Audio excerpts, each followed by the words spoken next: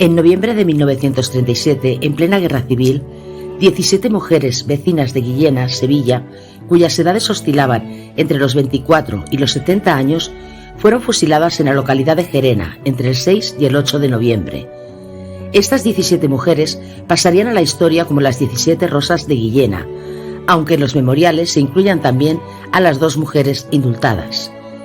Su historia aún conmueve y pellizca las entrañas a ambas localidades sevillanas, porque su detención y posterior ejecución les dejó cicatrices en el alma, heridas en el corazón, que solo pudieron cerrar a medias, cuando 75 años después pudieron recuperar sus restos tirados a una fosa común del cementerio de Gerena, donde fueron fusiladas.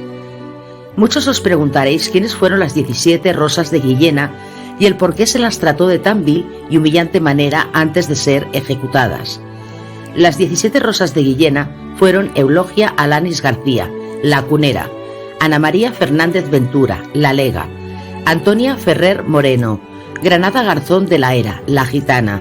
Granada Hidalgo Garzón; Natividad León Hidalgo; Rosario León Hidalgo; Manuela Liánez González, la Esterona; Trinidad López Cabrera; Ramona Manchón Merino; Manuela Méndez Jiménez; Ramona Navarro Ibáñez; Dolores Palacios García; Josefa Peinado López; Tomasa Peinado López;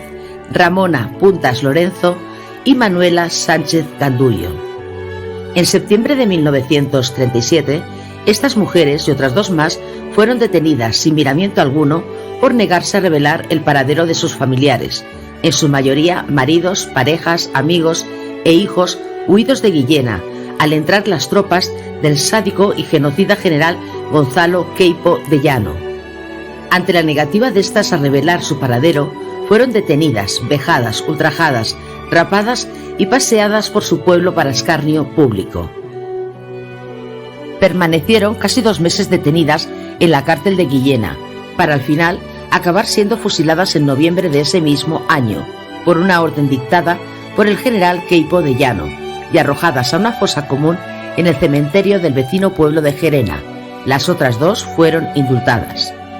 La historia transcurre en una localidad sevillana, la de Guillena,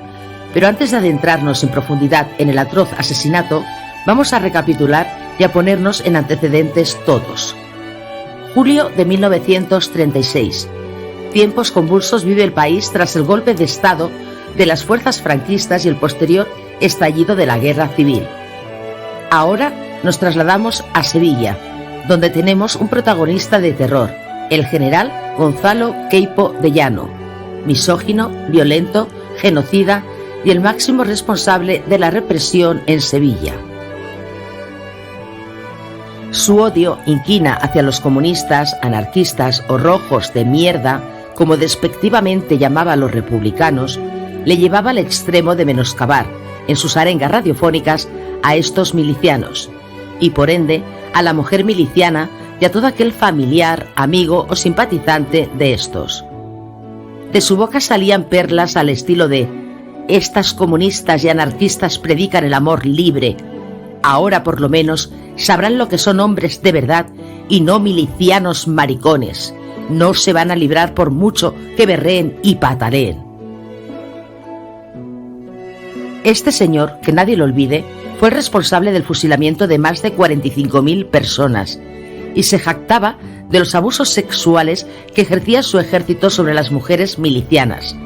También podría estar relacionado con la muerte de Federico García Lorca, cuyos restos, como los de tantos otros, siguen en barrancos, caminos, cunetas, esperando poder descansar algún día en un cementerio, cerca de los suyos.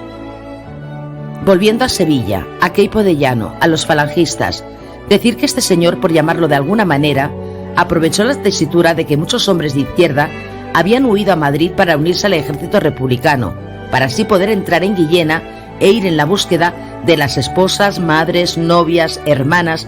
de estos simpatizantes de la CNT o del Partido Comunista, para detenerlas a la fuerza, trasladarlas a la cárcel, hacerles todo tipo de vejaciones, ultrajes, para posteriormente sacarlas de circulación y dejando el mínimo rastro posible para que nunca fueran buscadas, encontradas.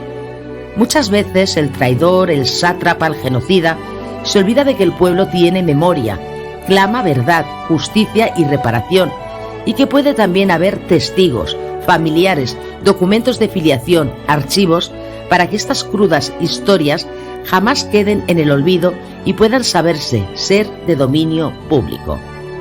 A la fuerza, y delatadas presuntamente por el cura del pueblo, las sacaron de sus casas, sin importarles lo más mínimo aquellos niños que estaban a su cargo y que lloraban desconsoladamente ante tamaño atropello. Pasaron un par de meses encarceladas y sufriendo todo tipo de vejaciones. Recibían palizas diarias, eran ultrajadas por los soldados una y otra vez, soportaban descargas eléctricas en pezones, oídos, partes íntimas y eran obligadas diariamente a beber aceite de ricino para provocarles molestias gastrointestinales, hasta que a principios de noviembre de 1937, entre el 6 y el 8, y ante la negativa de declarar contra el paradero de los suyos, las hordas del general Queipo de Llano, sin juicio ni sentencia alguna, y tras ordenar el que fueran rapadas, purgadas con aceite de ricino, desnudadas todas ellas, las 19, 2 serían indultadas en el último momento, quedando en 17, las sacaron de entre aquellas 4 paredes y las pasearon por la plaza mayor del pueblo, de esa guisa, como si de un trofeo se tratase y para escarnio público. Tras vejarlas públicamente, las subieron a la fuerza a un camión, como si de alimañas se tratase, para trasladarlas como vil ganado hasta la cercana población de Gerena, donde, y sin consejo de guerra, serían fusiladas una a una contra las tapias del cementerio y tiradas en una fosa común del mismo. Cuentan que sus gritos resonaron por todo el pueblo y que un niño de la localidad fue testigo ocular de tan cruenta ejecución. Gracias a este testimonio y gracias también a historiadores, colectivos y asociaciones memorialistas, especialmente la de la Asociación para la Recuperación de la Memoria Histórica, se pudo localizar tras muchos estudios, trabajos y excavaciones la mencionada fosa común del cementerio de Gerena, con los restos mortales de estas personas. Clave fue el testimonio de José Domínguez Núñez, testigo del fusilamiento siendo tan solo un niño, ya que desveló el punto exacto de la ejecución y de la fosa común. Fruto de ello, entre enero y octubre de 2012, fue acometida una excavación arqueológica de dicha fosa común del cementerio de Gerena, saldada con la recuperación de los restos mortales de estas mujeres, que finalmente fueron depositados en un panteón del cementerio de Guillena, ya en diciembre de 2012.